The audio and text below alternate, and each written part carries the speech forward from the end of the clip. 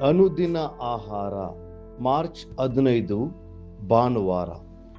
ಆತನು ಪ್ರೀತಿಯಾಗಿದ್ದಾನೆ. 1 ಯೋಹಾನ 4ನೇ ಅಧ್ಯಾಯ 8ನೇ ವಚನ. ದೇವರು ಪ್ರೀತಿ ಸ್ವರೂಪಿಯಾಗಿದ್ದಾನೆ. ಮುಂಜಾನೆಯಲ್ಲಿ ದೇವರ ಪ್ರೀತಿಯ ಕುರಿತು ಧ್ಯಾನಿಸುವುದರಿಂದ ನಮ್ಮ ಹೃದಯವು ಪ್ರೀತಿಯಿಂದ ತುಂಬಲ್ಪಡುತ್ತದೆ. ಯೇಸು ಕ್ರಿಸ್ತನ ಹಾಗೆ ಸತ್ಯವಾಗಿ ನಮ್ಮನ್ನು ಯಾರೂ ಪ್ರೀತಿಸಲು ಸಾಧ್ಯವಿಲ್ಲ. ನಮ್ಮ ದೇವರ ಹಾಗೆ ಕರುಣೆ ಮತ್ತು ಪ್ರೀತಿಯುಳ್ಳವರು ಯಾರು ಇರಲು ಸಾಧ್ಯವಿಲ್ಲ. ನಾವು ಅವರನ್ನು ಪ್ರೀತಿಸುವುದಕ್ಕಿಂತ ಮೊದಲೇ ಅವರು ನಮ್ಮನ್ನು ಪ್ರೀತಿಸಿದರು. ಇದು ಎಷ್ಟು ಸುಂದರವಾದ ಹಾಗೂ ಆಶ್ಚರ್ಯಕರವಾಗಿದೆಯಲ್ಲವೇ? ಆತನು ನಮ್ಮನ್ನು ಪ್ರೀತಿಸುತ್ತಾನೆ ಎಂಬ ಪದಕ್ಕೂ ಮತ್ತು ಆತನು ಪ್ರೀತಿ ಸ್ವರೂಪನಾಗಿದ್ದಾನೆ ಎಂಬುದಕ್ಕೆ ತುಂಬ ವ್ಯತ್ಯಾಸವಿದೆ. ಆತನು ಪ್ರೀತಿ ಸ್ವರೂಪಿ ಎಂದು ಹೇಳುವಾಗ ಅದು ನಮಗೆ ಆತನು ನಿತ್ಯ ನಿರಂತರನು, ಮಾರ್ಪಡದವನು, ನಿತ್ಯತ್ವದ ಸ್ಥಾನ ಹೊಂದಿದವನು ಎಂಬ ಅರ್ಥವನ್ನು ಕೊಡುತ್ತದೆ. ಸತ್ಯವೇದವು ಹೇಳುತ್ತದೆ, ಕರ್ತನೇ ಮಾರ್ಗವು, ಬೆಳಕು ಮತ್ತು ಆತ್ಮವಾಗಿದ್ದಾರೆ. ಆದರೆ ಈ ವಾಕ್ಯ ಭಾಗದಲ್ಲಿ ಆತನು ಪ್ರೀತಿ ಎಂಬುದಾಗಿ ಘೋಷಿಸಲಾಗಿದೆ. ಆತನ ಪ್ರೀತಿಯು ಶುದ್ಧವಾಗಿದೆ, ಯಾವ ಅಡೆತಡೆಗಳಿಲ್ಲದೆ ಇರುವುದು, ಪರಿಪೂರ್ಣವಾಗಿರುವುದು, ಪ್ರಾಮಾಣಿಕವಾಗಿರುವುದು ಮತ್ತು ಪರಿಶುದ್ಧವಾಗಿರುವುದು. ಒಬ್ಬ ವ್ಯಕ್ತಿ ಒಮ್ಮೆ ಅಪರಾಧ ಮಾಡುತ್ತಿರುವಾಗಲೇ ಪೊಲೀಸರ ಕೈಗೆ ಸಿಕ್ಕಿ ಬಿದ್ದನು.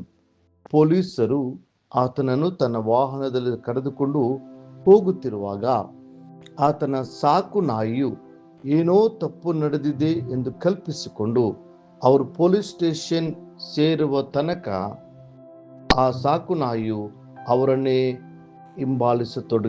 ಹಿಂಬಾಲಿಸಲಾರಂಭಿಸಿತು.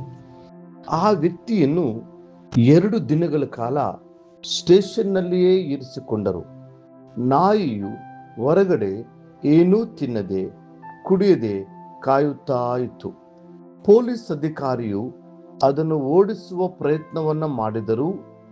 ಆದರೆ ಆ ನಾಯಿಯು ಆ ಸ್ಥಳ ಬಿಟ್ಟು ಹೋಗಲಿಲ್ಲ.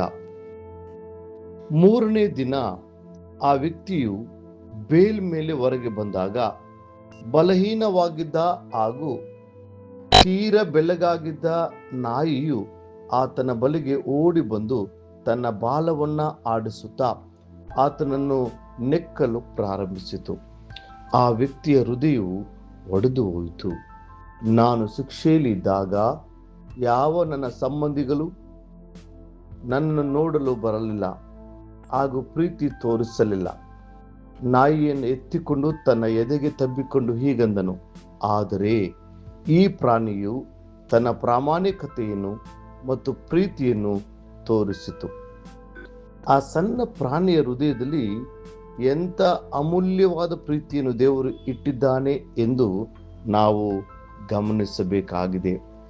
ಮನುಷ್ಯನ ಪ್ರೀತಿಯು ಬದಲಾಗುತ್ತದೆ.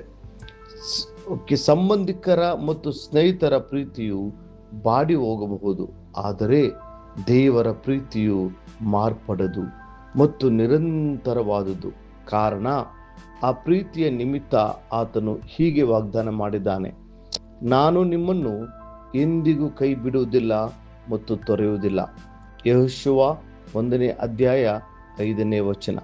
ಅದೇ ಪ್ರೀತಿಯಿಂದ ತನ್ನ ಕೈಗಳನ್ನು ನಿಮ್ಮ ಕಡೆಗೆ ಚಾಚುತ್ತಿದ್ದಾನೆ.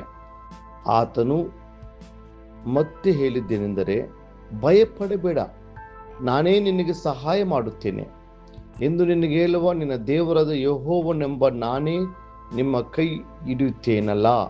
ಯೆಶಾಯ 41:13ನೇ ವಚನ.